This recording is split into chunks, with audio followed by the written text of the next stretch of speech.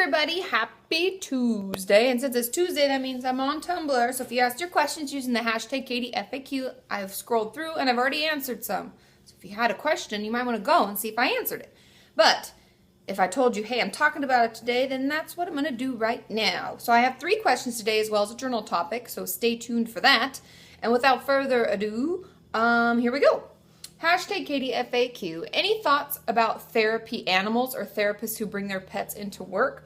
I thought this was interesting because just the other day, a psychiatrist that I work with, we were sitting down for lunch and she was talking about, now she is very into animals and she brings her dog River into work with her all the time, and River's adorable and wonderful and always so soft. And I love animals. And out the gate, before even meeting with this psychiatrist, I think animals are great. Obviously, there are things you have to consider.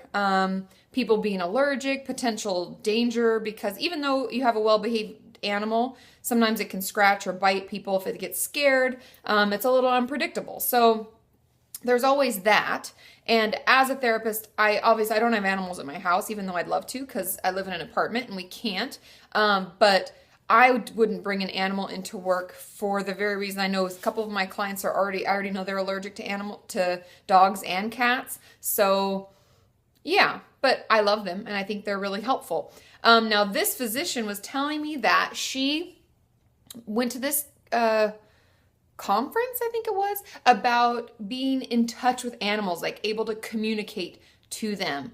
And because she really believes that we're all beings and we can all communicate to one another. And she really believes that she can communicate with animals and the animals can communicate messages to us. And so part of her psychotherapy and her treatment of her patients is kind of animal therapy, and it can be really beneficial. So that aside, I also think that animals can be really helpful for those of us who are really depressed or in recovery from something. I think that people who've had surgeries or are just out of the hospital or just out of treatment, having an animal can be really great, because even when we're feeling really low and down or potentially suicidal, we know that the animal's counting on us. And I've had some patients tell me that they'd never commit suicide because they know that no one would feed their cats or whatever. And so I think that having an animal can be really, really beneficial for us, not only psychologically and mentally, but it's good even physically to get you outside and to walk the dog and to care for another being. It can feel really good. And the love that they give us is something that non-animal owners or lovers can't comprehend. So I love it. I think it's great.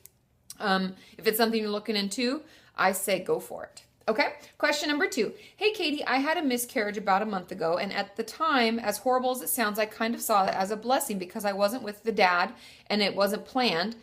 But now, a month later, I'm having awful nightmares about it, and I really feel emotional and sad all of a sudden that my baby's gone. Is this normal? What could I do to help get me over the loss and sadness? Now, first of all, I'm really sorry for your loss, because that's truly what this is. Oftentimes we forget, or no one talks about, the fact that when we find out we're pregnant, okay, so let's say Sean and I are going to try to have a baby and I find out I'm pregnant. The minute I find out I'm pregnant, I'm already creating plans in my head. Even if it's not planned, even if it's a scary situation, we're still like, okay, well, I can do this. I will raise the baby, this is what will work out, blah, blah, blah. And even if we're planning for an abortion, it honestly doesn't matter, because we already have created scenarios in our head, dreams potentially for the baby. If I could keep the baby, I would want it to be this, just like its mom or just like its dad or whatever. And losing a child, especially in a miscarriage situation, is a death in the family, because you've already in your mind created another member of your family. And so the best way to manage it, because even if we saw it as a blessing, like, well, I wasn't really ready and I'm not with the father and it'll just make my life much less complicated, we still have to grieve the loss and let ourselves feel the loss and be okay with it. And sometimes it's good to write a letter to that child and to process it through.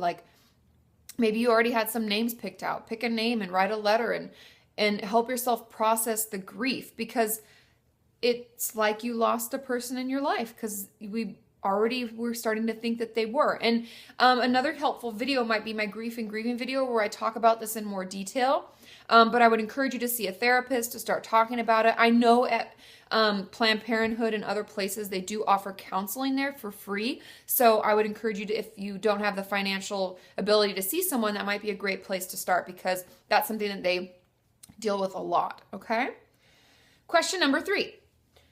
Do you think suicide is selfish? I know it's never the answer, but I heard someone say that about it once. On one hand, that person can't be blamed for feeling that way, but on the other, they are hurting those around them. What are your thoughts? Honestly, it's very simply what you said. I believe, from a therapist standpoint, put my therapist hat fully on right now, I think suicide is the easy way out. And I often tell my clients this. I'll say, you know what? You're stronger than this. And suicide is kind of like, I give up. And I understand life is hard and it's shitty and bad things happen and we get really fucked up and things just feel horrible. And there are times in everyone's life where you're like, could this get any worse? Oh my God, blah. And we just wish it would be over. But we're better than that. We're stronger than that. And suicide's a cop-out.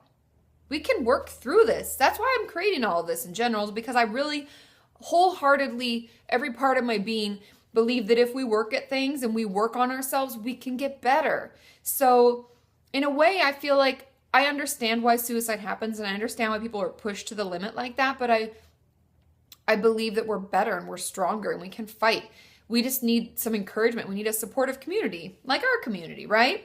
But I also believe it's selfish in that the people in your life are really hurt and someone has to usually find you. And I had a friend that I grew up with, a guy who found his brother who had shot himself in the head. And that was so hurtful to him in his life. And it was like debilitating. Like he had so many issues after that, like PTSD pretty much. He walked in on a horrific mess, like CSI, what we see on TV, but in real life with someone you really care about. And so I believe that's really selfish to do it in that manner, to know that someone in your family is going to find you or something like that. Because I think that can be really damaging. So I guess those are my thoughts. I understand.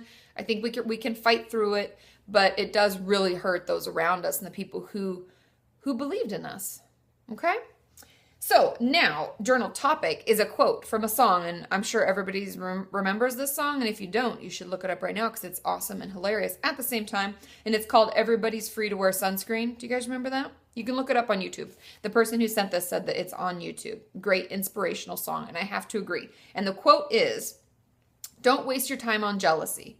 Sometimes you're ahead, sometimes you're behind. The race is long, but in the end, it's only with yourself." Now think about that. It's saying there's no need to be jealous about what other people have or where other people are in their lives, because you're really just racing against yourself, against your own dream. So I would encourage you as well, don't waste your time on jealousy. Being jealous of other people doesn't get us anywhere. What are we proud of about ourselves?